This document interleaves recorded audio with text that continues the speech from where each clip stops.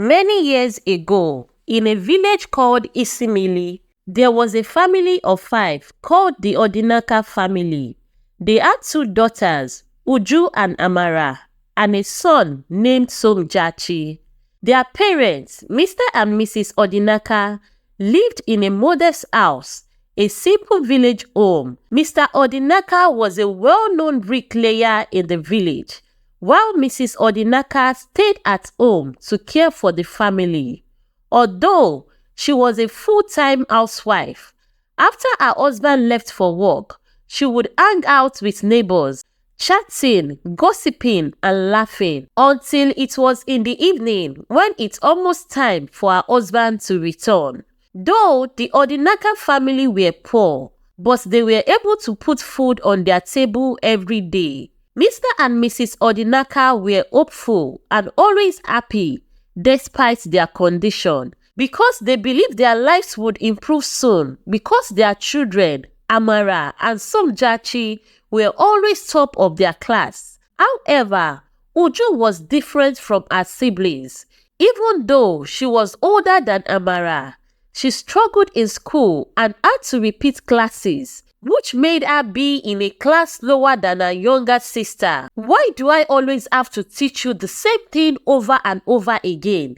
Every time you are busy sketching a design or seeing what I don't understand, instead of studying, Mrs. Odinaka would say, trying to help Uju with her homework. Her siblings, Amara and Somjachi, would jiggle and whisper, "Blockhead, blockhead, you don't know anything, only to sketch stupid design and sue for your dirty doll." They would say this while poking her as she struggled to understand even the simplest lessons from school. When Mr. Odinaka came home late and tired, he would look upset whenever he saw Uju struggling to read or do her assignments from school. "This child takes after you. The only thing she knows is how to sketch useless dress design and sew dirty fabric together," he would say to his wife.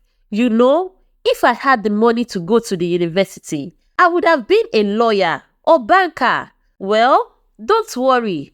Just like you, she would drop out of high school," he would say and east. Every evening, Mrs. Odinaka would teach Uju, sometimes leaving her to figure her school assignment out by herself, and she was not allowed to eat till she figured it out. This made her eat late most times and bathe with cold water because everyone else had used the hot water by the time she was done. When Uju complained, her parents would tell her it was her fault and that maybe next time she would study harder to finish earlier and join them. Uju sometimes always had to help her mother with house chores, while her junior sister Amara and brother Somjachi were allowed to study. She would sweep the floor, wash the dishes, wash their uniforms, and wash the bedroom. Only after finishing all the chores, she would start her own homework. Among Mr. and Mrs. Odinaka children, Uju is very different. She processes her thoughts or actions slower than her siblings, does not assimilate her lessons quickly. She's just in her own world. This bothered her mother so much. "Uju, why are you so dull and sluggish?" Her mother would scold her. "Hurry up and finish the chores so you can try to study." As Uju scrubbed the pots, she could hear her siblings laughing and chatting, telling each other she is as sluggish as a snail as they did their homework. They had more time to study and were treated better because they were book smart and topping their classes. By the time Uju finished the chores, she was always tired. One evening, Amara and Somjachi were sitting at the table, reading their books. Uju was still outside, washing their school uniforms. Her hands were sore and her back ached. When she finally finished, she sat down with her own books. "Why can't you be as intelligent and versatile like Amara and Somjachi?" Mr. Odinaka asked angrily when he saw her struggling with her school homework. "You are so dull. There is nothing in your brain. You are just an empty brain." Uju's eyes filled with tears, but she kept silent. She didn't understand why she was different and why she couldn't be as book smart as her siblings. At night, she would lie in bed, feeling sad and alone. She always felt left out, as if the world was against her, and every punishment seemed to be because she wasn't doing well in school. At school, she kept quiet, sitting at the back corner of the classroom with her head down. She was the oldest in her class, and because of her height, she had to sit at the back so that other kids could see the front. She couldn't even answer the teacher's questions, even those not related to schoolwork. During breaks, she would sit alone and watch the other students play together. Life continued like that for Uju. She was the laughingstock of her family and felt like the lost sheep. She always felt lonely. Even when she started high school, she was still lonely. All the abuses made her have low self-esteem. She hated being at school and home, but home felt worse. When closing hour is getting close, she's always sad that she's returning home. Sometimes she wondered if she was an adopted child, and sometimes she would imagine that her parents came to take her away from the chaos. Her elder brother, Somjachi, was now in his senior year in school.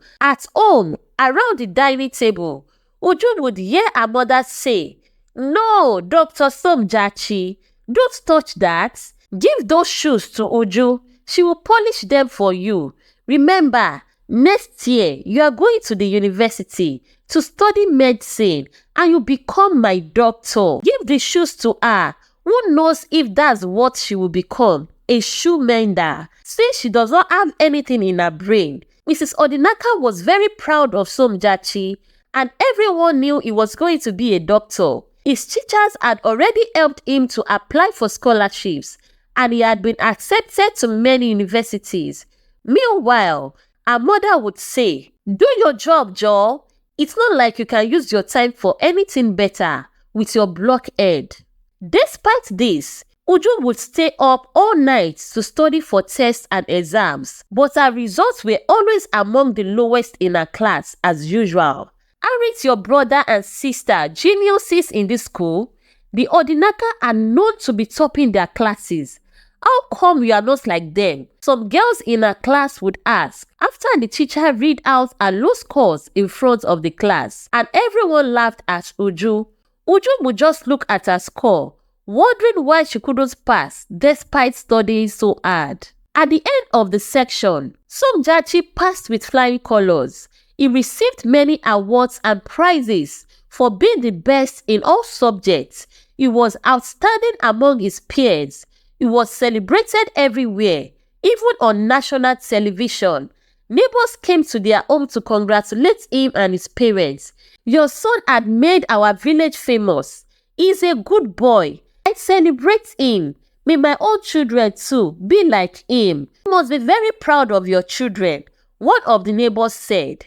Mrs. Odinaka smiled and talked about how her son would build them a big house once he became a doctor, buy them the latest car, and build a big hospital in the village.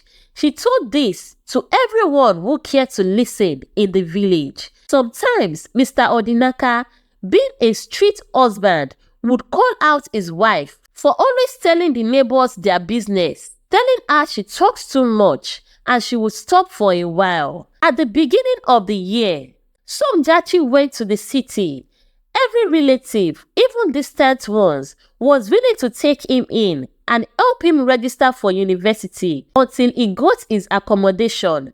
There was a long line of people ready to help him, wanting to associate with him, making it easy for him to settle in the city.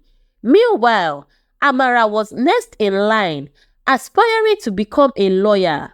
She was already showing promises of becoming a lawyer, and everyone had high hopes for her. Uju continued to feel left out, abandoned and unloved. By the time Amara was enrolling in her first year to study law, Uju was still 3 years away from finishing high school. She was always repeating class as she was not catching up. Not long, Uju finally made a friend named Juliet, who had just moved to the village from the city. Her mother was starting a new business in the village, so she moved with her. Juliet also struggled in school and only did well in native languages. Any other subject she lagged behind.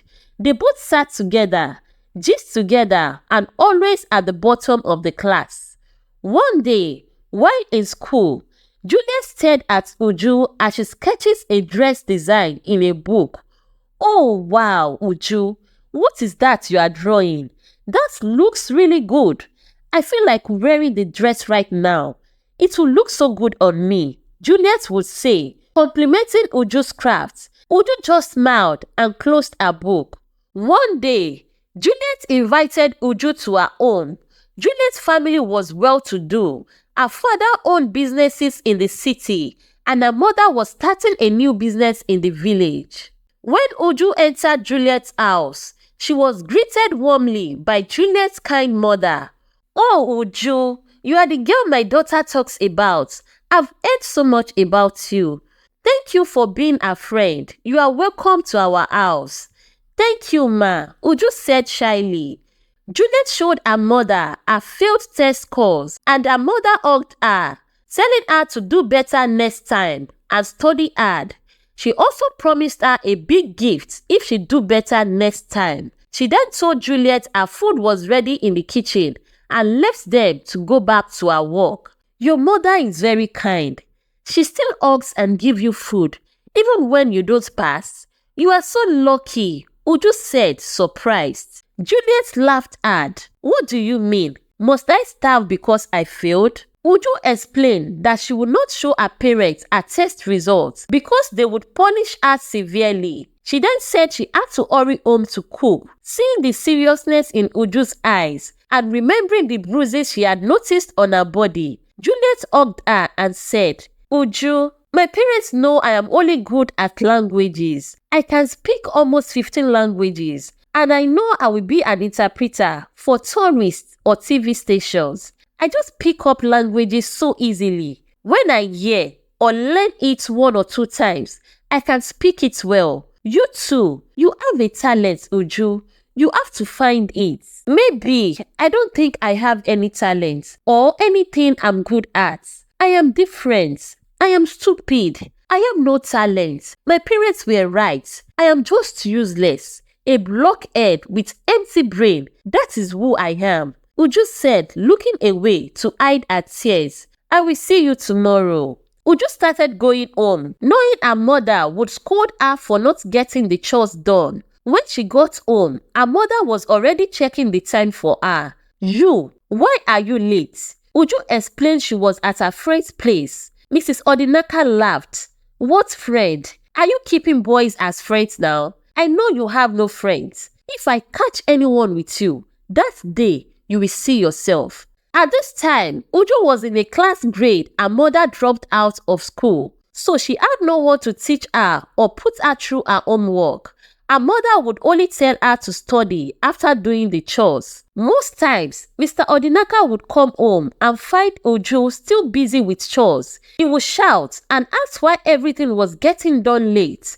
Uju tried to explain that senior school hours were longer than junior school and he couldn't do all the chores alone. Mr. Odinaka would call his wife and scold both of them, asking why his wife couldn't do the chores herself since she was always at home. His wife, fearing her husband would find out she was always out gossiping, would just lie she wasn't feeling well that week. Later, she would scold Uju for always getting her into trouble. When the year ended, both Amara and Somjachi came home for the holidays. Amara told her parents she was struggling with law and wanted to switch to computer science. Her parents were disappointed, but still saw computer science as a good course, so they supported her decision. They worried about paying her fees, but Somjachi promised to help with his scholarship pocket money, which was more than enough. Somjachi went to the city for his final year, and Amara started her first year in computer science. Meanwhile,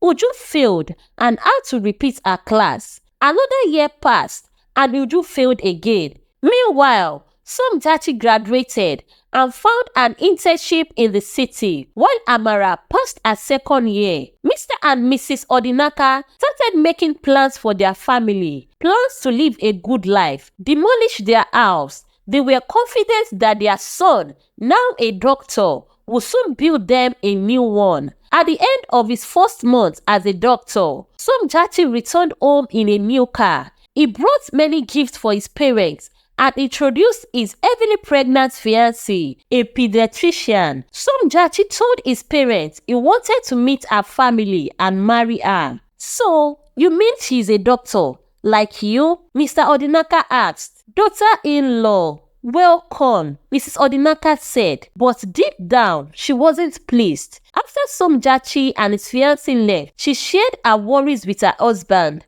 "Do you think now that he is marrying, he will still build us a house or buy us a car? Don't worry. He will build us a house and more. He will buy us cars too if he was willing to support Amara in school while he was still a student. Now, he will do even more. Besides, we now have 2 doctors in the family. That means more money." Mr. Odinaka bragged and laughed. "That's true. I heard doctors earn a lot of money in huge sacks," Mrs. Odinaka added and laughed. While they were celebrating, Uju came to tell them she was struggling in school and couldn't go anymore. "Are you out of your senses? What will you do? Oh, tell us, because you have no talent. Your parents are not rich. You are not even good at one single thing.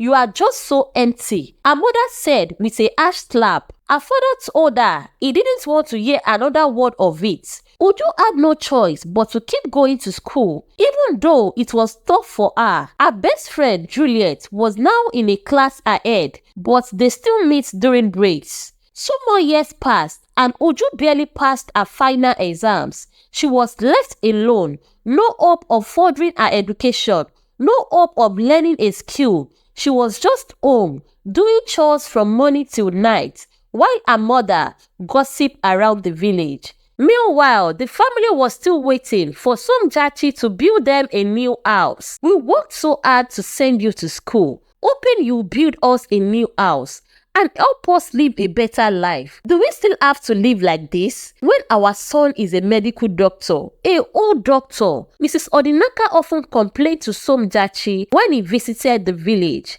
"Mama, I have my own family now," he replied. "Living in the city is very expensive and we need to save money to start our health centers." His mother would sigh and shake her head. "You shouldn't have married so quickly then. You knew you had to take care of us first." Even though Somjachi brought them gifts, Mrs. Odinaka always felt it wasn't enough for a doctor. He could have done more. She would often say to Amara, "You are our last hope. Think of your father. His work as a bricklayer is too hard and he can't keep doing it while his children have big careers and hold big positions." "Mama, Brother Somjachi is doing his best," Amara would say. "Look at all the things he buys for us. No one else in the village has such nice clothes and so much food." But Mrs. Odinaka didn't listen. She blamed his son's wife for not allowing him to build the house for them. "It's her fault," she would say. "If he wasn't married, he would have built us a house by now. And I have boasted around the village that we will soon demolish this house to build a mighty one." Meanwhile, Uju felt more and more hopeless. One day, she decided she couldn't stay any longer. She packed her things and left the village without telling her parents. They found a letter after she was already gone. "She will come back," Mr. Odinaka said. "She has no skills, no education, empty brain. Which work will she find? Life in the city will be too hard for her. She will realize she was wrong and come back to us." Mrs. Odinaka agreed. But Uju had gone to stay with her friend Juliet in the city. She hoped to find her own way, even though she knew it would be hard.